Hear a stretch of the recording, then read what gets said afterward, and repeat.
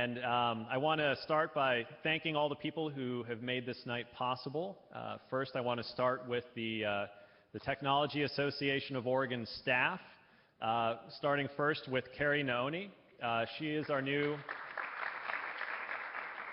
Director of Programs, Events, and Marketing, and she's made a dramatic impact in just a few short months. And Carrie is going to be at the back of the room over there if she wants to give a wave. There she is. And we also want to thank Amy Choi, our VP of Business Development. Let's see, where's Amy? We also have here Daniel Lee, our Database and Operations Coordinator, as well as Lisa Zhang on our team, who's been helping Carrie quite a bit with marketing and events. So thank you all, TAO staff. And I'd also like to say thank you to the event sponsors. Without our sponsors, these types of events are not possible. So Web Trends, thank you. Brand Live and Empty Films. So thank you to our event sponsors.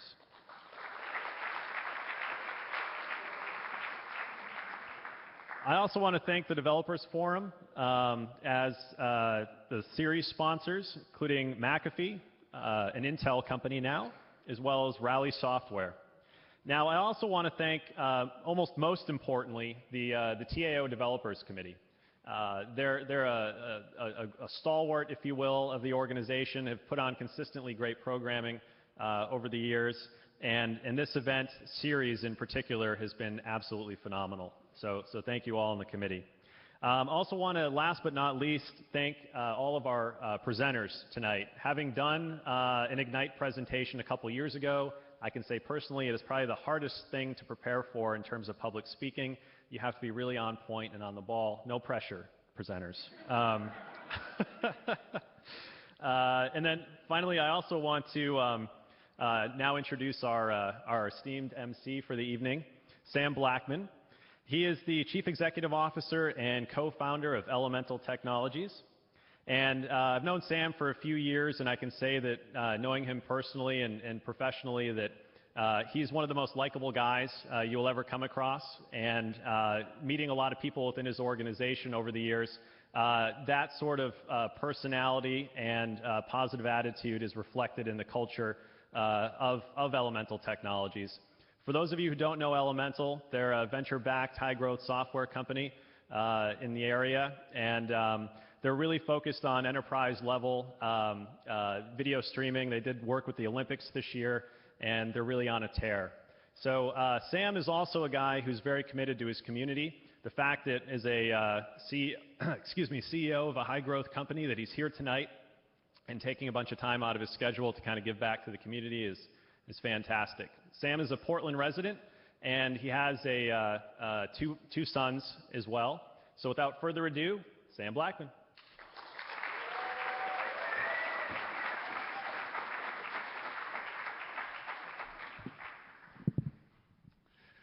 All right, looks like we have the slides up and ready to go. As Skip said, my name is Sam Blackman. It's very exciting to be here tonight.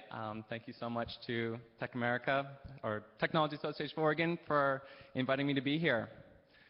All right, Carrie, let's get it started. Everyone, welcome to Tech Ignite version 3.0. This is the third in a series.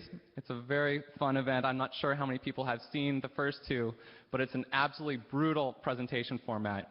Each presenter has 5 minutes to get through 20 slides that automatically increment every 15 seconds. I can tell you, after practicing this the past couple days, it's one of the most difficult presentation formats that a presenter will ever deal with. So props to the 14 folks that have taken the time to figure out how to do this. A little background on myself. I was born and raised here in Portland, Oregon. That's my first birthday present, my golden retriever Sport. I feel incredibly fortunate and privileged to have been born and raised in Oregon. And beyond that, coming out of school, I was fortunate enough to work for a couple iconic tech companies here, including Intel and Pixelworks. Oregon is an enormous legacy of video processing technology. A lot of the fundamental video processing technologies today that we rely on every single day were invented here in Oregon. I was going to talk about how Elemental is hoping to continue that legacy by streaming things like the Olympics, which we recently did on 4 continents to over 70 countries, delivering 500 million streams. But instead, I decided to talk about the biggest challenge facing the company today, which is how do we scale this organization? We've hired 80 people in the first 6 years of the company's history. We need to hire 80 more in the next 12 months. How do you do that? One of the biggest challenges we have is recruiting and retaining women. This article in Willamette Week captured it very succinctly. There's not enough women in tech, and a lot of that is because of the really poor work-life balance trade-offs that you have to make. If you listen to folks like Facebook COO Sheryl Sandberg, she'll tell you this is really because of women. They need to aim higher. They need to pick supportive partners who will support their career ambitions. And they need to lean forward when they're thinking about having a baby instead of leaning back. While other folks, like Princeton's Anne-Marie Slaughter, who is a very high-level administrator in the Obama administration, says no, it's not possible to have a strong professional life as well as have a family that you support and love. You know, for me personally, this is not just a female issue. This is a problem men have as well. I feel terrible about being on the road 100 nights a year and having to send my boys pictures of Elmo on the airplane with me so they know I'm thinking about them. So I'm really with Ms. Slaughter. Society has to evolve. We need to move beyond definitions of professional success that include billable hours, all-night hackathons, and being a road warrior. So Elemental is a small startup company, but we're going to start taking some steps to make this happen. They're small, incremental steps, but I think they'll really make a difference in terms of how our employees can balance their personal lives with their professional lives. The first, we're going to prominently and proudly let everyone know when we are doing something outside of work to support the family. So I'm not just putting out of the office from 8:30 to 9:30. I say I'm taking my boy Solly to school today, and I want everyone else to do that as well. If you're taking a parent, anything like that, put it on the calendar. Second, we're going to align work schedules with school schedules. So regularly scheduled meetings will be 9 a.m. to 3 p.m. So if you have to pick up a kid after school or go to a soccer game, you can do so. Third, we're going to do a better job of leveraging video conferencing.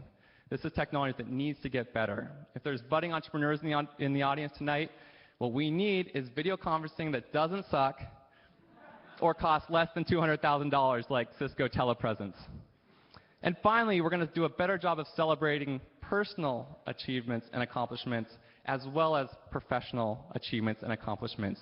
They are equal for many of our employees. Now, I think these will be great steps to take for the company, and I also think they'll be great steps for the team. Jonah Lehrer, in his recent book, Imagined, puts together a really nice, cohesive argument that people stepping outside the work bubble tend to be more creative and innovative when they are at work. Other studies have shown that companies with more women in the upper levels of management and on the board of directors tend to have better ROI for shareholders and better financial performance. And finally, this will help us recruit and retain the best employees in the world, because these are the kind of people who recognize that our fundamental humanity requires that we balance the work we love with the people we love.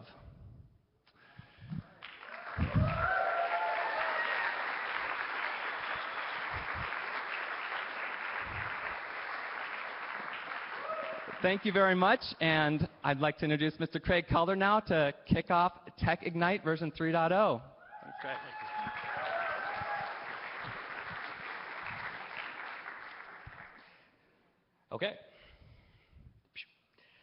Okay, my name is Craig Calder. I am the Director of Product Management for a software company here in Portland named snapnames.com. And I'm the kind of person, I'm passionate about making great software products.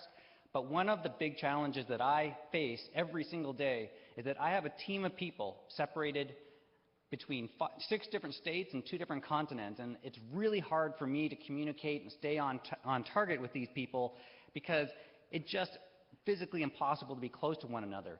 Now, one thing that I've realized is that the gaming community is solving this problem very effectively.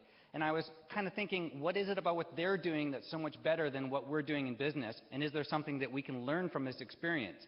Because they seem to be just fine with being separated, whereas business people constantly are trying to see each other more often.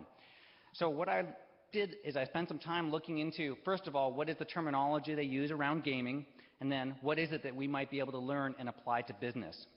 So first I looked at the basic language they use around team building and how we organize groups, and they use terms like clans and co-op and experience points, and that's very consistent with what we talk about in business, where we have groups of people working together to solve a certain problem.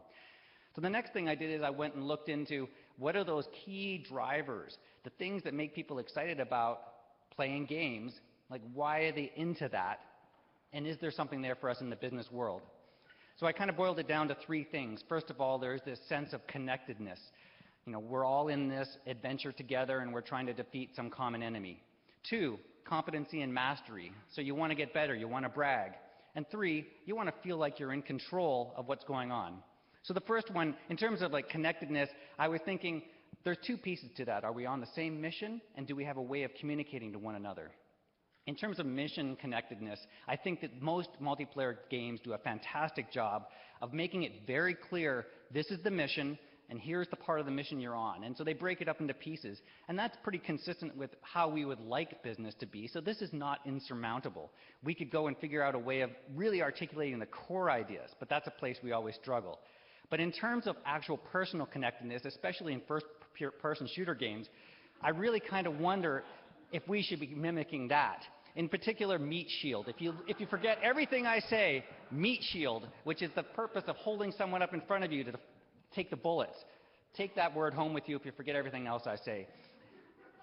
Similar to the previous speaker, this concept of video conferencing, like that helps a lot. Just being able to see a person and say, you are paying attention to me right now, you're not doing something. As opposed to having an avatar that might be a little bit frightening, let's just say that. So I think that we're on the right track with the actual interpersonal part.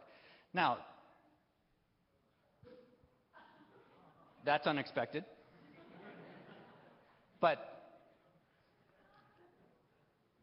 And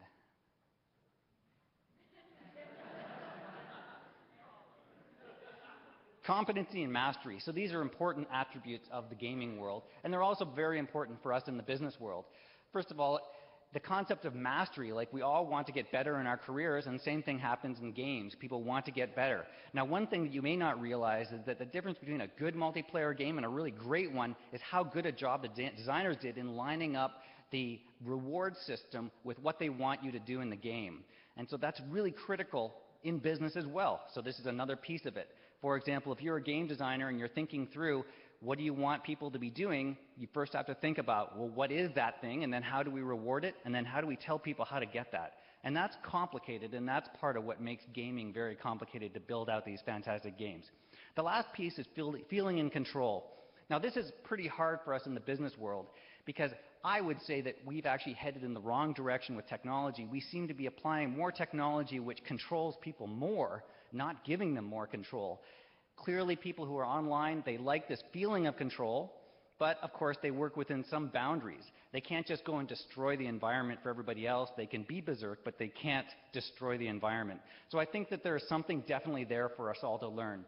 Now you're kind of wondering, okay, he's got 5 minutes, how is he going to pull all this thing together?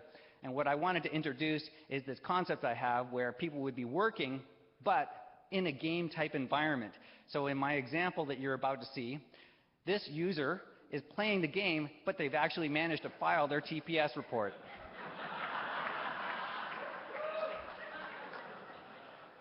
And if you would like to join me in this effort to go and build out this technology further, you're welcome to come to my Kickstarter. Right now my prototype is a little bit awkward, but you can see that I have a lofty goal and many backers. And so if you remember 2 things, one is let's give more control out, and 2, meat shield.